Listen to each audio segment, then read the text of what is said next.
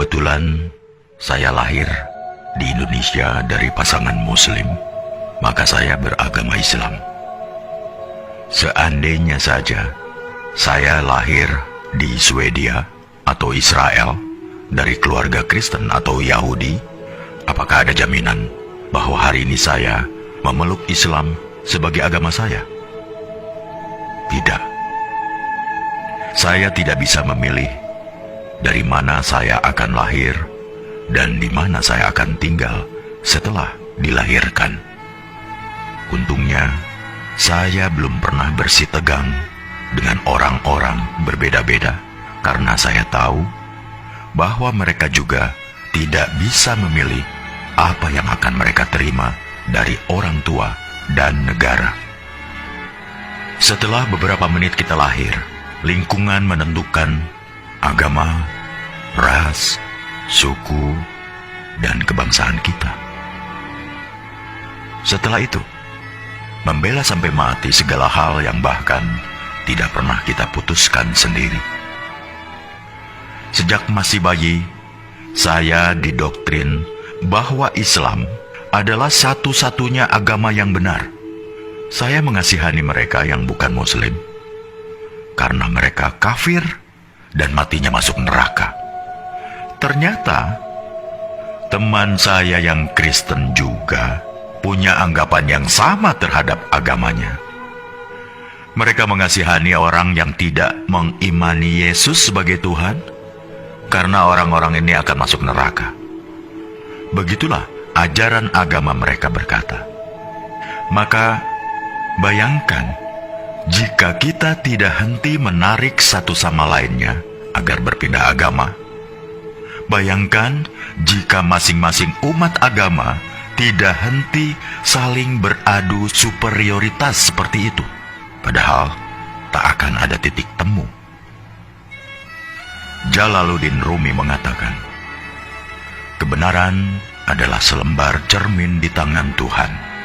Jatuh dan pecah berkeping-keping. Setiap orang memungut kepingan itu, memperhatikannya, lalu berpikir telah memiliki kebenaran secara utuh. Salah satu karakteristik umat beragama memang saling mengklaim kebenaran agamanya. Mereka juga tidak butuh pembuktian, namanya saja iman. Manusia memang berhak menyampaikan ayat-ayat Tuhan, tapi jangan sesekali coba menjadi Tuhan.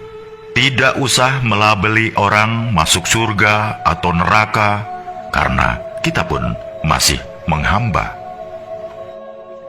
Latar belakang dari semua perselisihan adalah karena masing-masing mengklaim golonganku adalah yang terbaik, karena Tuhan sendiri yang mengatakannya. Lantas, pertanyaan saya adalah, kalau bukan Tuhan, siapa lagi yang menciptakan para Muslim, Yahudi, Nasrani, Buddha, Hindu, bahkan ateis, dan memelihara mereka semua sampai hari ini?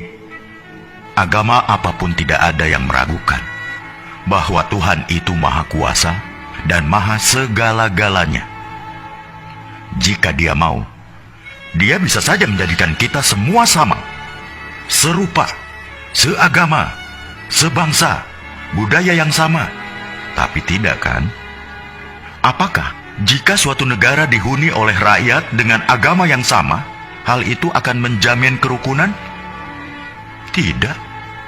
Nyatanya, beberapa negara masih rusuh juga padahal agama rakyatnya sama, budaya yang sama. Karena jangan heran, ketika sentimen mayoritas versus minoritas masih berkuasa, maka sisi kemanusiaan kita mendadak hilang entah kemana. Bayangkan juga seandainya masing-masing agama menuntut agar kitab sucinya digunakan sebagai dasar negara, maka tinggal tunggu saja kehancuran Indonesia kita. Karena itulah yang digunakan negara dan mengambil kebijakan dalam bidang politik, hukum, atau kemanusiaan. Bukanlah Al-Quran, Injil, Tripitaka, Weda, atau kitab suci sebuah agama, melainkan Pancasila, Undang-Undang Dasar 45, dan semboyan Bhinneka Tunggal Ika. Dalam perspektif Pancasila, setiap pemeluk agama bebas meyakini dan menjalankan ajaran agamanya. Tapi mereka tidak berhak memaksakan sudut pandang dan ajaran agamanya untuk ditempatkan sebagai tolok ukur penilaian terhadap pemeluk agama lain. Hanya karena merasa paling benar. Misalnya umat agama A tidak berhak mengintervensi kebijakan suatu negara yang terdiri dari bermacam-macam keyakinan. Suatu hari di masa depan, kita akan menceritakan pada anak cucu kita betapa negara ini nyaris tercerai-berai bukan karena bom, senjata, peluru, atau rudal, tapi karena orang-orang yang saling mengunggulkan, bahkan meributkan di media sosial. Ketika negara lain sudah pergi ke bulan atau merancang teknologi yang memajukan peradaban, kita masih sibuk meributkan soal beragama. Kita tidak harus berpikir sama, tapi marilah kita sama-sama berpikir.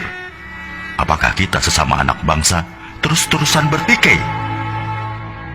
Bila renungan tentang hal ini baik, tolong sebarkan ke saudara, teman-teman, grup, atau siapa saja yang masih ingin kedamaian di bumi pertiwi di Indonesia yang kita cintai ini.